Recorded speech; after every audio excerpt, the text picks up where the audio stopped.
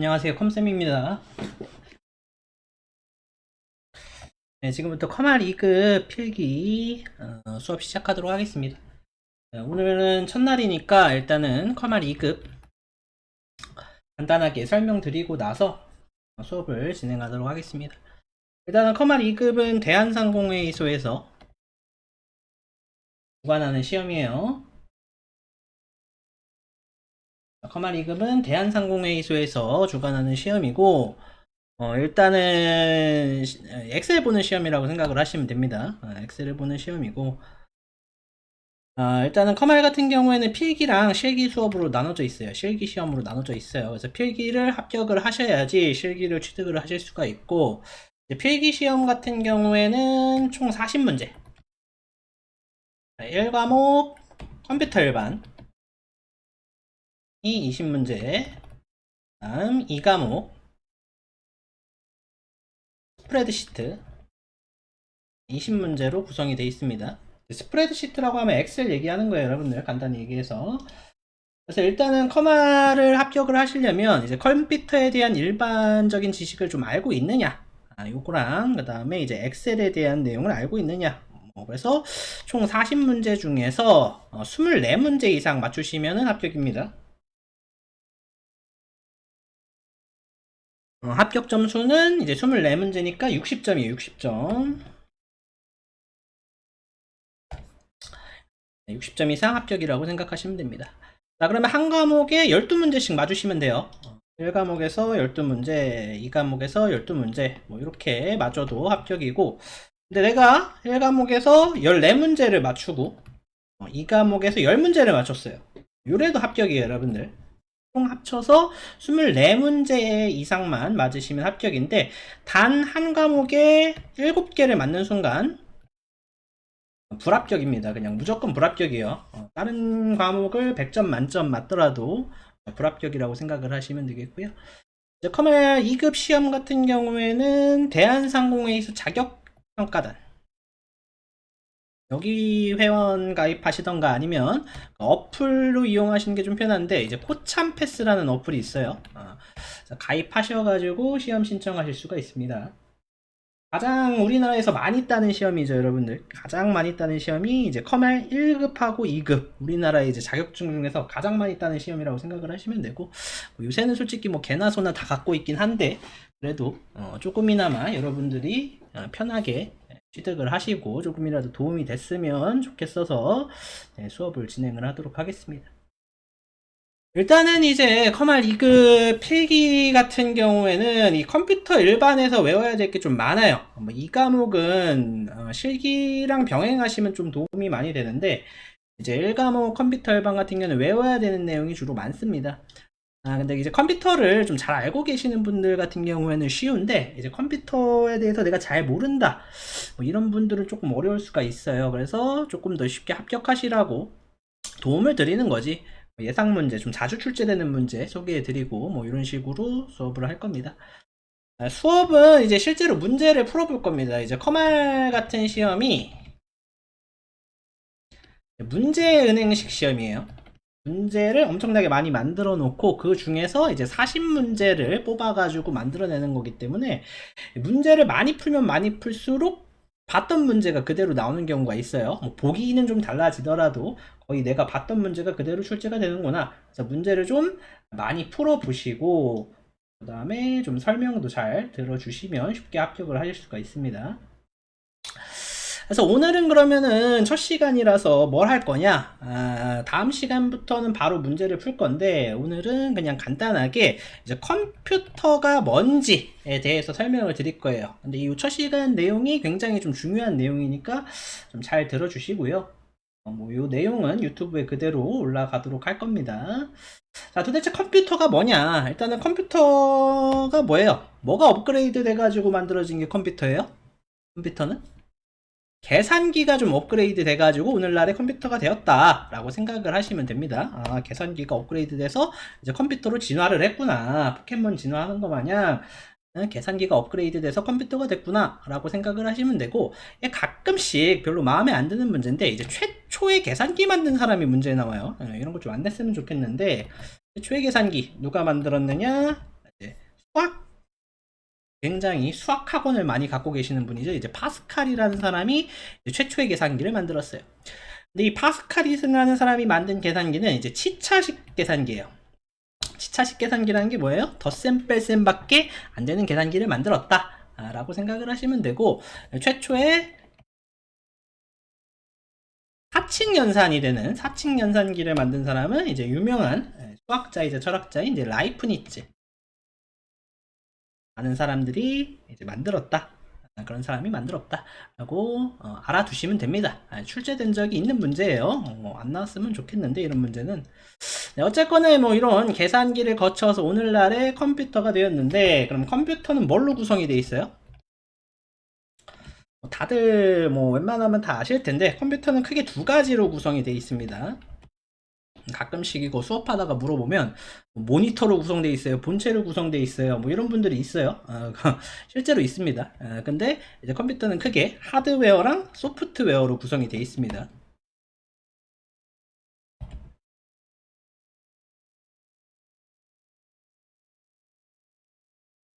하드웨어가 뭐예요? 하드웨어, 하드가 이제 아이스크림도 딱딱한 거 있잖아요, 여러분들. 딱딱한 거. 그래서 얘는 딱딱한 거예요. 손으로 만질 수 있는 장치는 다 하드웨어라고 생각을 하시면 돼요. 손으로 만질 수 있는 장치, 이거를 우리가 하드웨어라고 얘기를 합니다. 손으로 만질 수 있는 거 뭐 있어요? 키보드, 뭐 마우스, 본체, 모니터, 뭐 이런 것들을 전부 다 이제 통틀어서 우리가 하드웨어라고 얘기를 하고요. 소프트웨어는 뭐 하는 거예요? 손으로 만질 수 없는 거, 유형의 존재가 없는 거, 뭐 프로그램이죠, 쉽게 얘기해서. 프로그램, 한 글자로는 이제 앱이라고 하죠. 이거를 소프트웨어라고 합니다. 그래서 일단은 오늘은 하드웨어 얘기를 먼저 좀 해볼 건데, 장치가 굉장히 중요하고 또 시험에 나오는 내용도 좀 많아요. 그 중에서 컴퓨터의 하드웨어에서 가장 중요한 게 뭐예요? 컴퓨터의 하드웨어에서 가장 중요한 거, 여러분들 몸에서 가장 중요한 게 뭡니까? 심장 중요하고요. 근데 그거보다도 이제 뇌가 중요하죠, 여러분들. 뇌. 컴퓨터는 이제 CPU, 그렇죠? CPU. 4560님 CPU죠, CPU. 사람의 무슨 역할을 하는 거? 뇌 역할을 하는 게 CPU다 라고 생각을 하시면 되고, 한국말로는 뭐라고 합니까? 중앙처리장치라고 불러요. 중앙처리장치. 얘가 실제로 생각하고 계산하고 판단하고 이런 것들을 전부 다 CPU가 하는구나 라고 그냥 단순하게 그렇게 생각을 하시면 되고, 이 CPU는 또 세 가지로 구성이 되어 있어요. 뭐 정확히 얘기하자면 두 가지로 구성이 되어 있는데, 연산장치하고 제어장치로 구성이 되어 있습니다. 이제 연산장치는 우리가 이제 ALU 라고 얘기를 하고요, 제어장치는 편의점 CU라고 얘기를 해요. 마찬가지로 또 연산장치도 여러 가지가 구성이 되어져 있는데, 그 중에서도 딱 하나는 기억하셔야 돼요. 누산기 하나는 기억해 주세요. 컴활 2급 수준에서 나오는 거 얘기하는 겁니다. 컴활 2급 수준에서. 자, 이 CPU가 연산장치, 제어장치, 레지스터로 구성이 되어져 있는데, 그 중에서도 뭐 하나 기억해 두셔라. 연산장치에서는 누산기 하나는 꼭 기억해 두셔라. 누산기는 그럼 뭐냐? 계산과 관련 있는 거겠죠. 연산장치에 있는 거니까. 연산의 결과를 일시적으로 기억하는 장치를 이제 누산기라고 얘기를 합니다. 이 CPU의 구성이에요. 연산장치, 제어장치, 레지스터 전부 다 이제 CPU의 구성이 이런 식으로 되어져 있구나 라는 얘기고요. 제어장치도 뭐 MAR, MBR 뭐 여러 가지가 있지만 꼭 외우셔야 되는 게 두 가지가 있어요. 일단은 IR과 PC 두 가지는 반드시 외우셔야 됩니다. 자, 연산장치에서는 누산기 하나만 외우시면 되고, 제어장치에서는 IR과 PC 두 가지를 외우셔야 돼요. 시험에 자주 나오니까 외우라고 하는 거니까 두 가지는 꼭 외우세요. 자, IR은 뭐냐? 인스트럭션 레지스터, 명령 레지스터입니다. 명령 레지스터. PC는 프로그램 카운터예요. PC방 할 때 그 PC 아닙니다. PC방 할 때 PC는 퍼스널 컴퓨터라는 얘기고, 여기 제어장치에 구성되어 있는 PC는 이제 프로그램 카운터를 얘기를 하는 거예요. 그러니까 보니까 지금 명령 레지스터라는 얘기가 나오는데, 도대체 이제 레지스터가 뭘 얘기하는 거예요?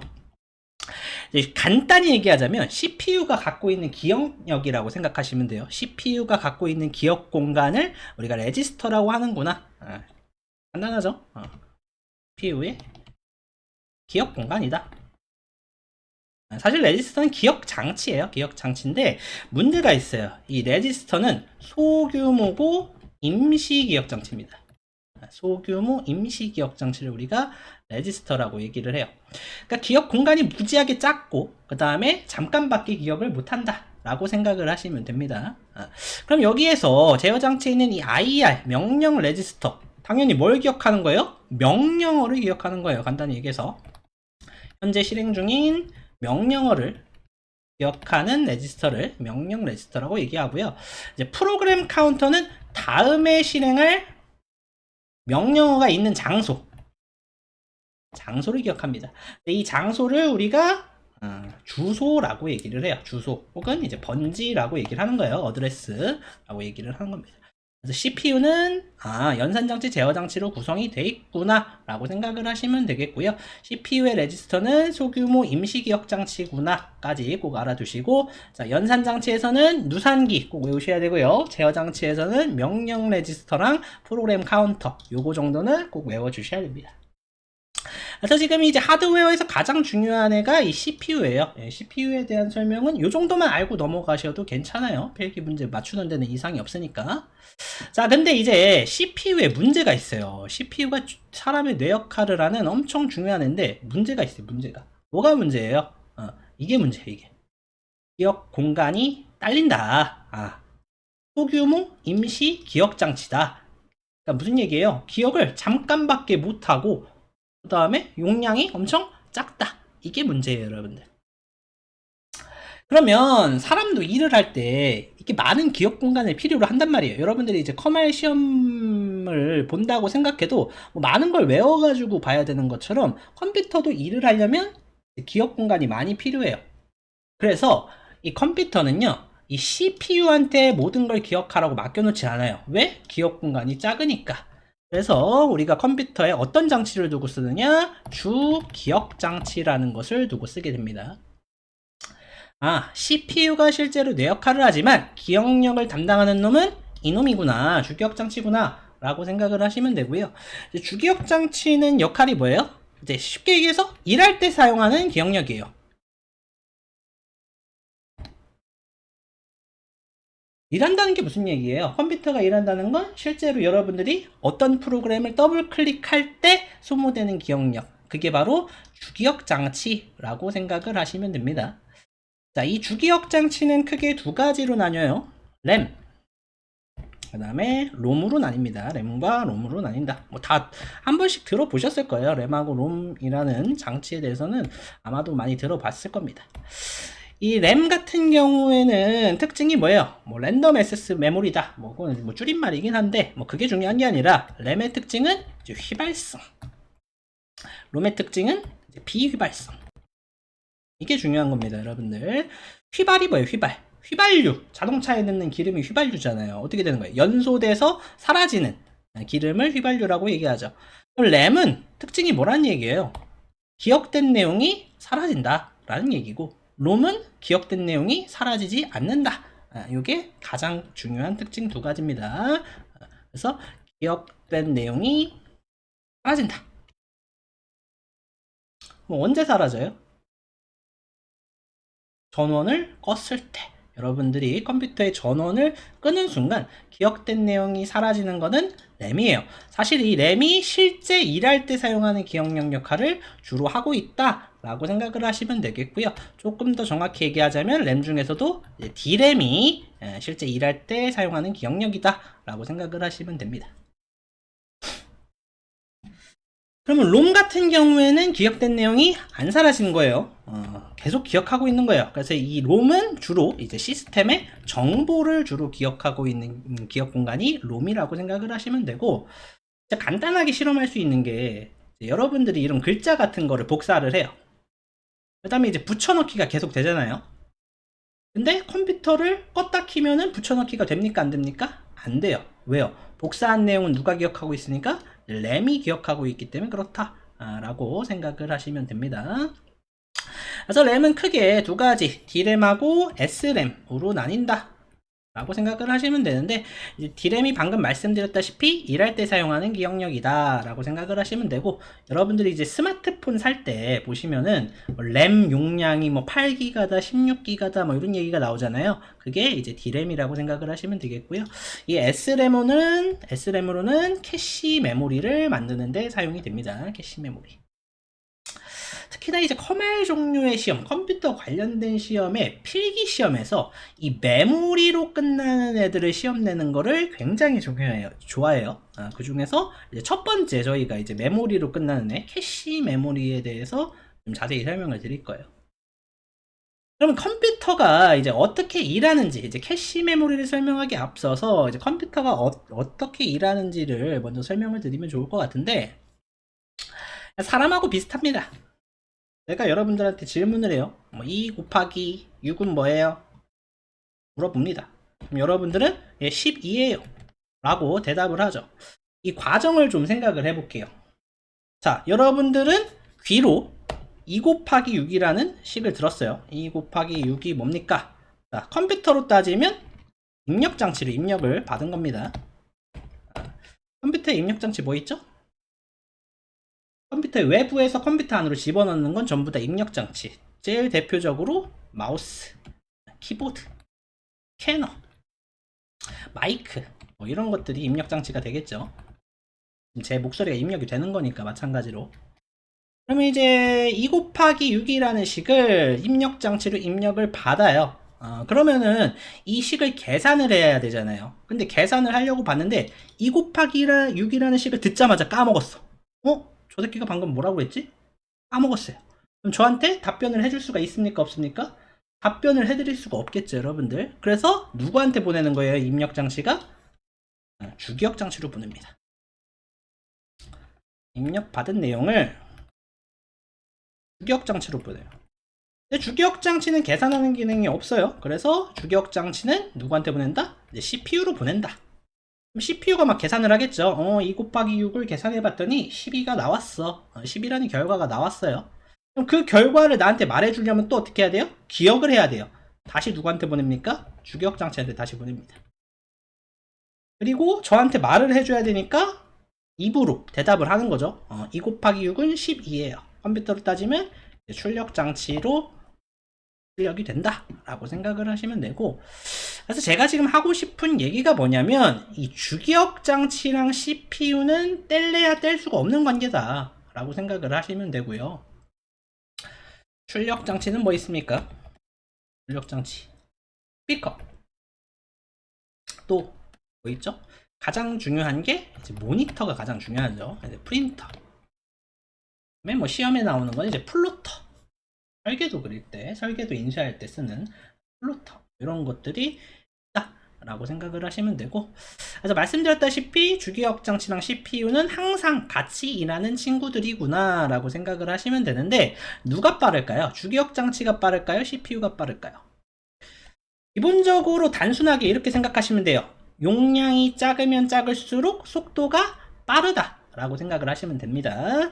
용량이 작을수록 속도가 빠르다. 그럼 컴퓨터 안에서 기억 공간이 가장 작은 게 아까 말씀드렸던 레지스터예요. 그죠? 얘가 용량이 작기 때문에 주기억 장치를 쓰는 거라고 했죠.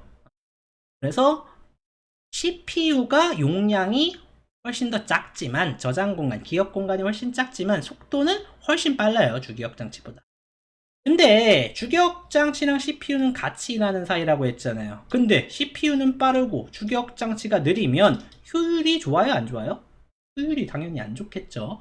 그래서 이 둘 사이에 속도 차이를 줄여주기 위해서 만든 게 캐시 메모리라고 생각을 하시면 됩니다.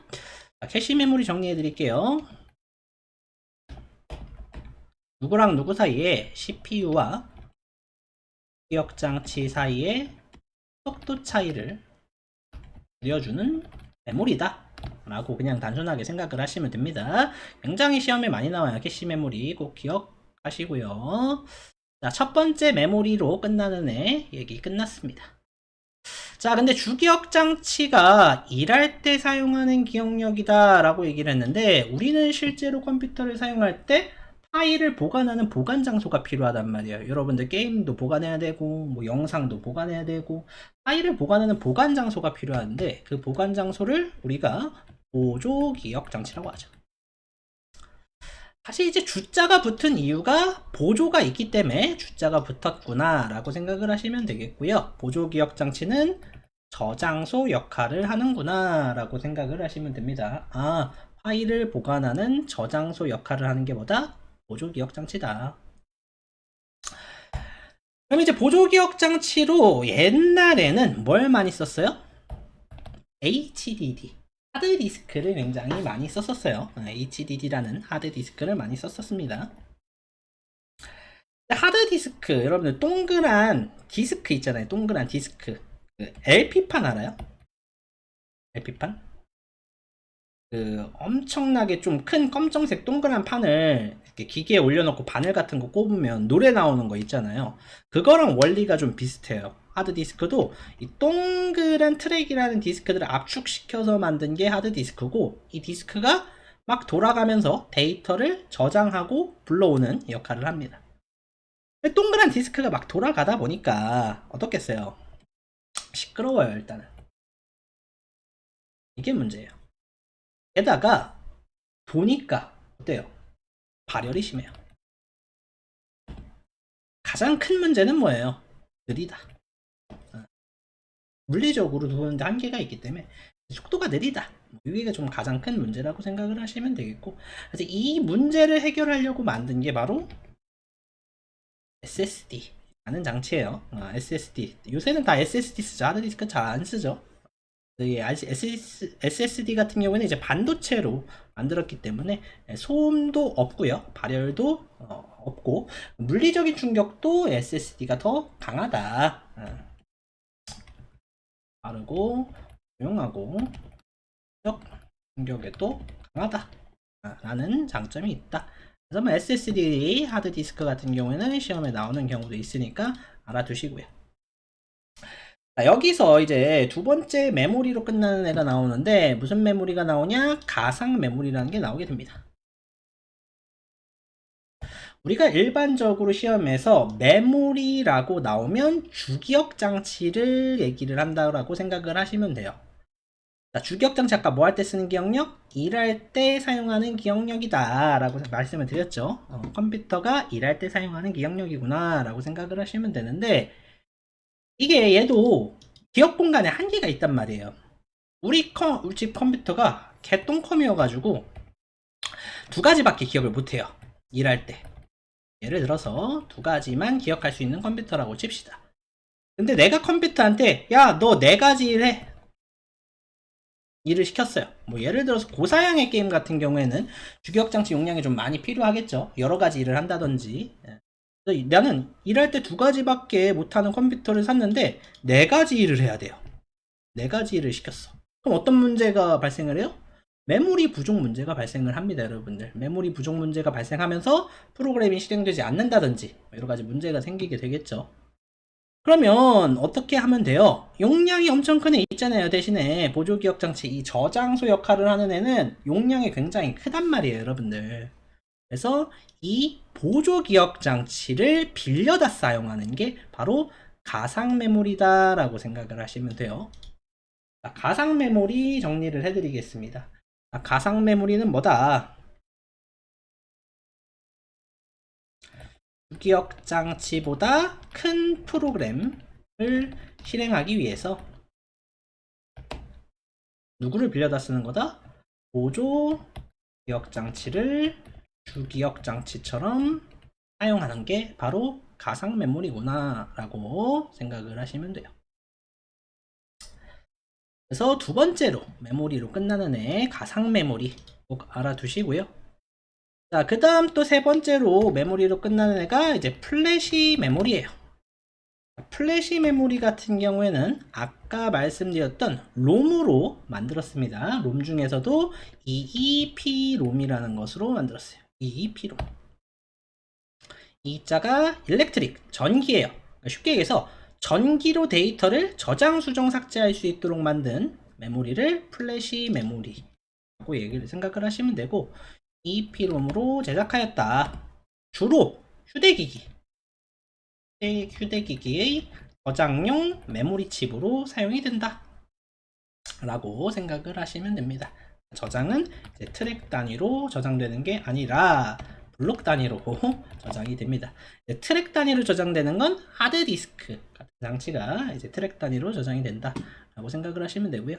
그래서 이제 커말 같은 시험에서 꼭 알아두실 거, 캐시 메모리, 가상 메모리, 플래시 메모리, 이 메모리 자로 끝나는 애들 세 친구 꼭 기억을 해주셔야 됩니다. 시험에 나와요. 자, 그럼 다시 좀 정리를 해볼게요. 여러분들 이제 커말 2급 수준에서 하드웨어라고 하면 거의 세 가지만 기억하시면 돼요. CPU냐, 주기억 장치냐, 보조 기억 장치냐, 이거 세 가지만 거의 주로 생각을 하시면 됩니다. CPU는 뇌 역할을 한다. 실제로 얘가 거의 모든 일을 다 한다 라고 생각을 하시면 되고요. 한국말로는 중앙처리 장치라고 한다. CPU는 연산장치, 제어장치, 레지스터로 구성이 되어 있다. 연산장치에서는 누산기 하나 꼭 기억하시고요. 제어장치에서는 IR과 PC, 요거 두 가지는 꼭 기억을 하셔라. 근데 CPU의 문제가 뭐다? 기억력이 딸린다. 왜요? 소규모 임시기억장치, 소규모 임시기억장치, 이 레지스터는. 그래서 우리가 컴퓨터에 무슨 장치를 두고 쓴다? 주기억장치를 두고 사용한다 라는 얘기입니다, 여러분들. 그래서 우리가 주기억장치를 두고 사용을 하는구나 라고 생각을 하시면 되겠고요. 주기억장치는 크게 두 가지로 나뉜다. 롬하고 램으로 나뉜다. 램과 롬의 가장 큰 차이점은 뭐다? 램은 휘발성, 기억된 내용이 사라져요. 언제 사라진다고요? 전원을 끄는 순간 기억된 내용이 사라지는 게 램. 그 다음에 롬 같은 경우에는 기억된 내용이 사라지지 않는 비휘발성 장치다. 그래서 주로 시스템에 정보 같은 게 담기게 된다 라고 생각을 하시면 됩니다. 근데 주기억 장치는 언제만 쓴다? 일할 때만, 여러분들이 어떤 프로그램을 더블 클릭해서 실행할 때만 소모되는 기억력이다 라고 생각을 하시면 되겠고요. 그래서 우리는 컴퓨터에서 무슨 장치를 두고 쓴다?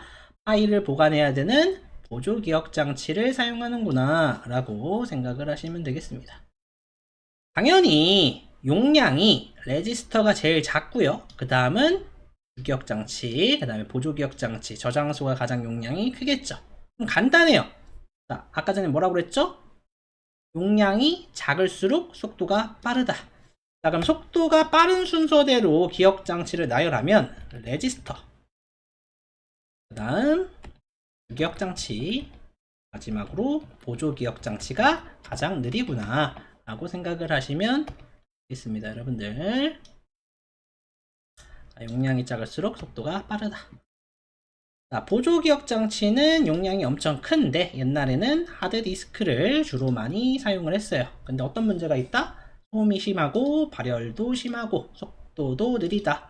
그래서 요새는 SSD, 반도체로 만든 SSD를 쓴다. 돌아가지 않기 때문에 빠르고 조용하고 물리적인 충격에도 강하다 라고 생각을 하시면 되겠고요. 자, 메모리로 끝나는 애 세 친구 알아두셔야 돼요, 여러분들. 캐시 메모리, 가상 메모리, 플래시 메모리. 캐시 메모리는 뭐다? CPU와 주기억 장치 사이에서 속도 차이를 줄여주는 메모리. 누가 빠른데요? 당연히 CPU가 빠릅니다, 여러분들. CPU와 주기억 장치에서 발생하는 속도 차이를 줄여주는 메모리를 캐시 메모리라고 얘기하고요. 가상 메모리는 뭐다? 일할 때 쓰는 기억력이 딸려요. 주기억 장치 일할 때 쓰는 기억력이 모질라. 그래가지고 용량이 큰 보조 기억 장치를 빌려다가 주기억 장치처럼 사용하는 게 바로 가상 메모리다. 자, 마지막으로 플래시 메모리. 아까 전에 얘기했던 롬으로 만들었어요. 롬으로 만들었기 때문에 특징이 뭐예요? 비휘발성입니다, 여러분들. 비휘발성 메모리가 플래시 메모리고요. 휴대기기에 저장용 메모리로 사용하고 블록 단위로 저장이 된다. 사실 하드웨어의 전반적인 내용은 이 정도까지만 완벽하게 좀 알고 있어도 맞출 수 있는 문제가 생각보다 많습니다. 지금 제가 뭐 얘기한 내용이 뭐 몇 가지 안 되는 것 같지만 여기서 문제가 굉장히 많이 나오기 때문에 그 정도는 좀 알아두시면 좋을 것 같아요. 자, 그럼 하드웨어 얘기는 여기까지 하는 걸로 하고요. 소프트웨어 얘기를 좀 해볼까요?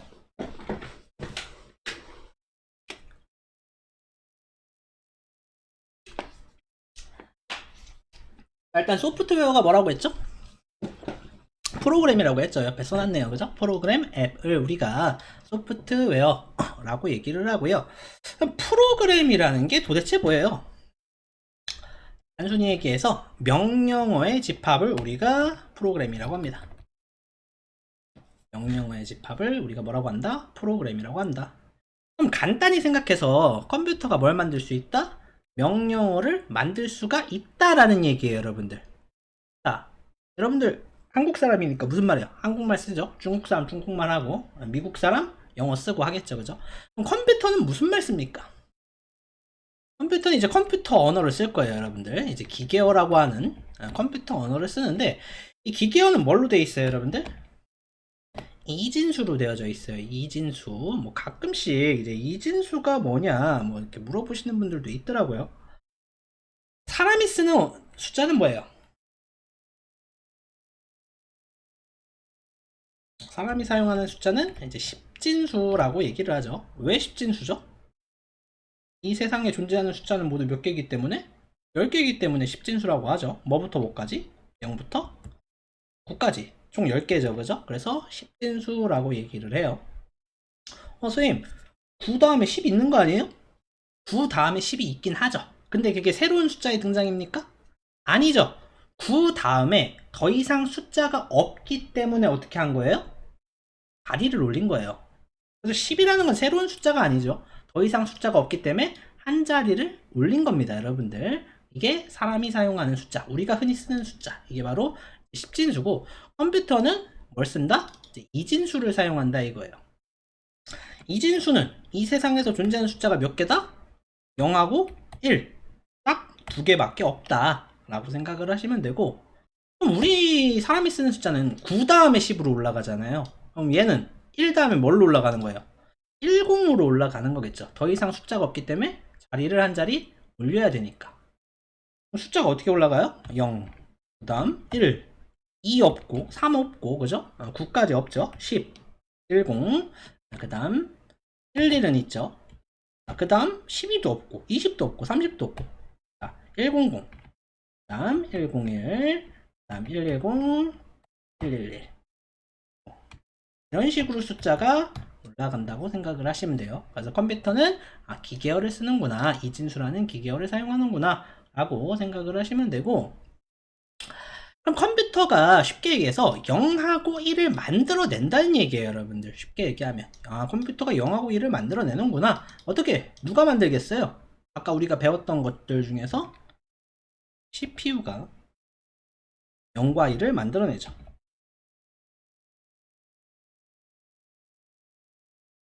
CPU가 뭐 0과 1을 어떻게 만들어내요? 엄청나게 빠른 속도로 이제 꺼졌다 켜졌다를 반복합니다. 그래서 켜지는 건 1, 꺼지는 건 0, 뭐 이런 식으로 0과 1이 만들어진다 라고 생각을 하시면 되고, 이 프로그램이라는 건 결국에는 이 0과 1의 집합이에요, 여러분들. 우리가 사용하는 모든 프로그램들을 까보면 결국에는 0과 1로만 이루어져 있다 라고 생각을 하시면 됩니다. 그래서 이 명령어의 집합을 우리가 이제 프로그램이다 라고 얘기를 하는 거고요. 이거는 뭐 모르셔도 사실 뭐 크게 상관은 없어요. 그래서 프로그램은 크게 두 종류로 나뉜다고 생각을 하시면 됩니다. 시스템 소프트웨어 하고 이제 응용 소프트웨어로 크게 나뉘는구나 라고 생각을 하시면 되고, 이제 시스템 소프트웨어라고 하면 대표가 운영체제예요. 운영체제. 시스템 소프트웨어 대표가 운영체제. 사실 거의 같은 말이라고 생각하셔도 무방하긴 해요. 거의 같은 말이구나 라고 생각을 하셔도 되고요. 운영체제라는 게 뭐죠?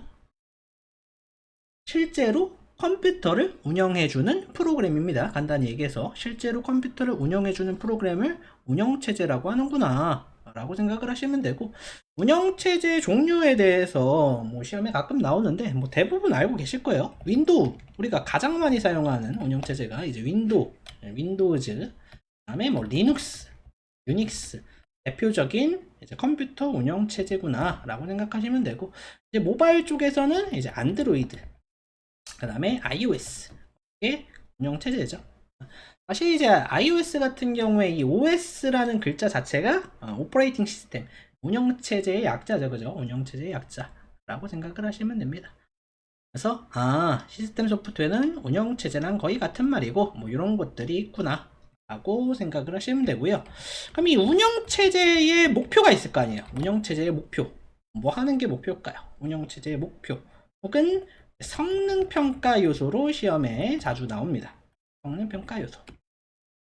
자, 운영체제의 성능평가 요소 첫 번째, 처리 능력. 처리 능력이라고 하면 일정한 시간 내에 일을 처리할 수 있는 능력을 처리 능력이라고 합니다. 자, 두 번째로 응답 시간. 내가 일을 요청하고 요청이 다시 돌아오기까지의 시간. 그 다음에 3번이 즉시 사용도. 얼마나 즉각적으로 컴퓨터를 사용할 수 있느냐. 네 번째, 정확도. 얼마나 정확하게 내가 내리는 명령을 수행하느냐. 이 네 가지가 운영체제의 목표이자 성능평가 요소다라고 생각을 하시면 되고, 얘네들도 이제 주로 시험에 자주 나오니까 이것도 같이 기억을 하시면 좋을 것 같아요. 자, 그리고 이제 시스템 소프트웨어는 크게 또 두 종류로 나뉘어요. 처리 프로그램하고 제어 프로그램으로 나뉩니다. 시스템 소프트웨어는 크게 처리 프로그램하고 제어 프로그램은 나뉘는데, 처리 프로그램이라고 하면은 딱 하나만 기억하시면 됩니다. 번역기. 딱 하나만 기억하시면 돼요. 여기서 얘기하는 번역기는 당연히 이제 파파고나 뭐 이런 번역기를 얘기하는 게 아니겠죠. 여기서 얘기하는 번역기는 뭐예요? 사람이 내린 언어를 컴퓨터 언어로 번역해주는 게 바로 번역기입니다, 여러분들. 이제 우리가 이제 번역기라고 하면 뭐 컴파일러, 인터프리터, 뭐 나중에 문제가 나오면 좀 설명을 드릴 텐데, 사람이 컴퓨터한테 명령을 내리는 거잖아요. 그래서 사람이 만든 언어를 컴퓨터한테 명령을 내기 위해 기계어로 번역하기 위한 게 번역기구나. 그래서 처리 프로그램은 번역기 딱 하나만 기억하시면 됩니다. 뭐 더 기억할 거 없어요. 자, 두 번째로 제어 프로그램. 제어 프로그램 하면은 보통 관리, 감시 뭐 이런 글자 들어가 있는 거, 제어 이런 글자 들어가 있는 게 제어 프로그램이구나 라고 생각을 하시면 됩니다. 뭐 이것도 문제 출제된 적이 있기 때문에 설명을 다 드리고 있어요. 그래서 시스템 소프트웨어는 운영체제구나. 운영체제는 이런 목표가 있구나 라고 생각을 하시면 되고, 운영체제는 컴퓨터를 실제로 운영해주는 프로그램이구나. 그리고 이제 그 안에서 사용하는 여러 가지 앱들을 우리가 응용 소프트웨어라고 얘기를 하죠. 여러분들이 맨날 쓰는 앱들, 엑셀, 파워포인트, 한글, 카톡, 게임 뭐 이런 것들이 전부 다 응용 소프트웨어에 해당이 되겠구나 라고 생각을 하시면 됩니다. 근데 이제 실제 시험에서 이 응용 소프트웨어의 종류에 대해서 굉장히 시험에 좀 많이 출제가 돼요. 응용 소프트웨어 종류에 대해서 시험에 많이 출제가 되기 때문에 간단하게 좀 설명을 드리자면, 제가 이제부터 게임 개발자라고 가정을 하겠습니다. 게임 개발자예요. 제가 게임을 만듭니다. 게임을 개발했어요. 리그 오브 레전드 2 라는 게임을 제가 개발을 했습니다. 그럼 개발을 하자마자 게임을 출시할 수 있어요? 불가능하죠. 뭘 해봐야 돼요? 약도 마찬가지, 화장품도 마찬가지, 이런 게임 프로그램도 마찬가지. 뭘 해야 돼요? 테스트를 해야겠죠. 테스트. 그럼 테스트 버전이 필요해요, 여러분들. 그럼 일단은 누가 테스트 할까요? 회사 직원이 가장 먼저 테스트를 하겠죠. 당연히 회사 직원이. 회사 직원들이 하는 테스트 버전을 우리가 알파 버전이라고 얘기를 해요. 알파라고 하면 이제 최초의 버전이다 라는 뜻인데, 이 알파 버전이 뭐다? 개발사 내에서 하는 테스트 버전이다 라고 생각을 하시면 됩니다. 게임 하시는 분들 같은 경우에는 알파 테스트 말고 베타 테스트, 베타 버전 이런 말 많이 들어봤을 거예요. 베타 버전은 뭐예요? 두 번째 버전이죠. 개발사 내에서 테스트가 끝났어요. 그럼 누구한테 테스트해요? 일반 사용자들한테 테스트합니다. 그래서 일반 사용자에게 하는 테스트 버전, 이게 베타 버전이다 라고 생각하시면 됩니다. 그래서 게임 같은 경우에 보통 이제 알파 버전을 거쳐서 베타 버전을 거치고, 뭐 게임이 재미가 있는지 없는지, 혹은 뭐 문제가 있는지 없는지, 뭐 이런 것들을 테스트를 해보게 되겠죠. 알파 버전, 베타 버전을 거치게 되면 게임을 정식 버전으로 출시를 하게 돼요. 근데 게임도 두 종류잖아요. 롤 같은 거 무료죠. 무료. 공짜로 할 수 있는 거, 누구나 마음대로 무료로 사용할 수 있는 프로그램, 그런 프로그램들을 우리가 공개 소프트웨어라고 얘기를 해요. 그 다음에 이제 공짜라고 해서 이제 프리웨어라고도 합니다.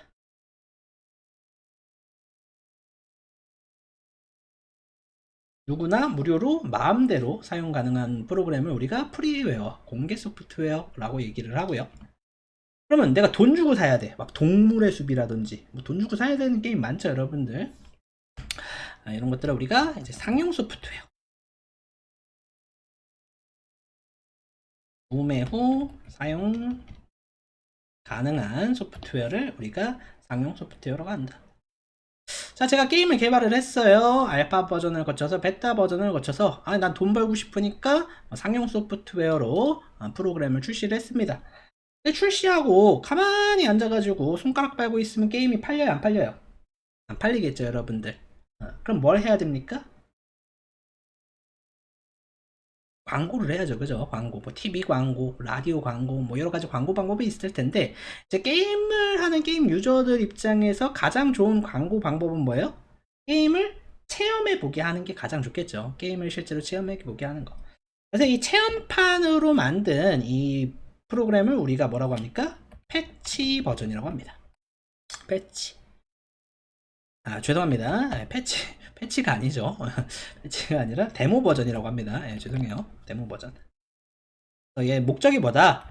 프로그램 홍보를 목적으로 일부 기능만 작동 가능하게 하는 소프트웨어를 데모 버전이라고 얘기를 하고요. 이제 이거하고 거의 비슷한 개념으로 이제 쉐어웨어가 있어요. 거의 개념이 비슷합니다. 얘도 마찬가지로 프로그램 홍보를 목적으로 일정 기간이나 일부 기능만 작동 가능하게 하는 프로그램을 쉐어웨어라고 얘기를 해요. 두 가지의 약간의 차이점은 있어요. 데모 버전은 애초에 태어날 때부터 기능이 제한이 되어 있어요.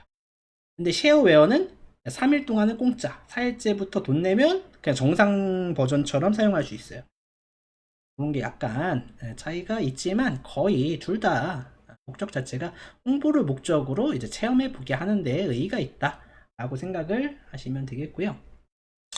아까 전에 이제 패치 버전 설명을 하려고 생각을 하다가, 자, 패치 버전이 뭡니까, 여러분들? 패치는 어디다 갖다 붙이는 걸 우리가 이제 패치라고 하는데, 내가 게임을 잘 만들어 놓고 막 팔아 먹었어요.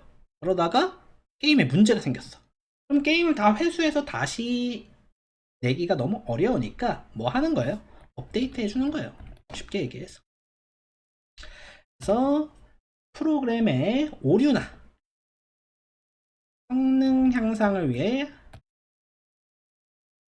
추가시키는 프로그램을 패치 버전이라고 하고, 게임 하시는 분들 같은 경우에는 뭐 패치 버전이라고 하면 다 알죠, 그죠? 그래서 뭐 패치 버전 이런 게 있고, 또 이제 뭐 추가로 시험에 나오는 게 이제 번들 소프트웨어, 번들용이라고 얘기를 하는 거, 뭡니까? 덤으로 주는 소프트웨어예요. 내가 뭘 샀더니 공짜로 주는 소프트웨어, 프로그램, 이런 것들을 이제 번들 소프트웨어라고 얘기를 하고요. 그 다음에 성능을 평가해주는 프로그램, 우리가 무슨 점수라고 하죠? 벤치마크 점수라는 말 들어보셨을 거예요. 그래서 벤치마크 테드 소프트웨어, 성능을 비교 평가해주는 소프트웨어다. 이런 것들이 시험에 주로 나온다 라고 생각하시면 됩니다. 그래서 응용 프로그램의 종류로는 뭐 이런 것들이 시험에 나온다 라고 생각을 하시면 되겠고요. 그럼 소프트웨어에서 좀 정리를 좀 다시 한번 해보자면, 자, 소프트웨어는 우리가 프로그램, 앱이라고 하는 거고요. 이 프로그램이라는 건 명령어들의 집합이다. 명령어는 아까 말씀드렸다시피 0과 1의 집합이구나 라고 생각을 하시면 되고, 이 소프트웨어는 크게 두 가지로 나뉜다. 시스템 소프트웨어와 응용 소프트웨어로 나뉜다. 시스템 소프트웨어는 우리가 운영체제라고 얘기를 하고요. 윈도우, 리눅스, 유닉스 이런 것들이 가장 대표적인 운영체제고, 모바일 쪽 운영체제는 안드로이드나 iOS 같은 게 있다. 자, 운영체제의 목표 혹은 성능평가 요소엔 뭐가 있다? 처리 능력. 일정한 시간 내에 일을 처리할 수 있는 양. 다음 응답 시간. 내가 일을 요청하고 그 요청이 반응하기까지 걸리는 시간. 그 다음에 즉시 사용도. 얼마나 즉각적으로 컴퓨터를 사용할 수 있느냐. 그 다음 정확도. 얼마나 정확하게 일을 처리할 수 있느냐. 이렇게 네 가지가 있다라고 생각을 하시면 되겠고요. 윈도우에 대한 자세한 얘기는 나중에 문제 나오면 할 거고, 뭐 사실 윈도우가 주로 시험에 나오죠. 특히나 이제 윈도우 10이 주로 시험에 나옵니다. 10이. 자, 그리고 이제 처리 프로그램과 제어 프로그램으로 나뉜다. 뭐가요? 시스템 소프트웨어가 처리 프로그램, 제어 프로그램으로 나뉘고, 처리 프로그램에서는 번역기 하나 기억하시면 되고, 제어 프로그램은 이제 관리, 감시, 제어 이런 글자 들어가 있으면 제어 프로그램이구나 라고 생각을 하시면 되겠습니다. 자, 여기까지가 이제 시스템 소프트웨어에 대한 설명이었고, 응용 소프트웨어는 뭐다? 우리가 운영체제 안에서 사용하는 여러 가지 앱들, 뭐 이런 것들을 응용 소프트웨어라고 얘기를 하면 되고요.